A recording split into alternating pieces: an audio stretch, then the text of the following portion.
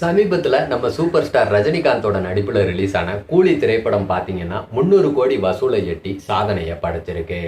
கலவையான விமர்சனங்கள், வார் 2 போன்ற மிகப்பெரிய படங்கள் போட்டிக்கு இருந்தாலும் இந்த சாதனையை படைச்சிருக்குங்க. ஆமாங்க, கூலி திரைப்படம் பாத்தீங்கன்னா 3 நாட்கள்ல 324 கோடி வசூலை எட்டி புதிய சாதனையை படைச்சிருக்கு. இதுக்கு முன்னாடி விஜயோட நடிப்புல ரிலீஸ் ஆன லியோ திரைப்படம் பாத்தீங்கன்னா 5 நாட்கள்ல 300 கோடி வசூலை எட்டி இருந்துச்சு.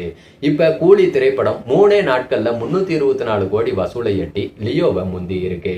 இதுக்கு முன்னாடி பாத்தீங்கன்னா லியோவுடைய முதல் நாள் சாதனையையும் கூலி திரைப்படம் முறியடிச்சிருந்துச்சு. லியோ முதல் நாள் வசூல் பாத்தீங்கன்னா 148 கோடி. ஆனா கூலியுடைய முதல் நாள் வசூல் 151 கோடி. இப்ப லோகேஷ் கனகராஜ் பாத்தீங்கன்னா அவரோட சாதனையை அவரே முறியடிச்சிருக்காரு. கூடிய சீக்கிரமே கூலி திரைப்படம் 1000 crore கிளப்ல இணையுமா இணையாதான்றத நீங்க நம்ம கமெண்டா பதிவிடுங்க.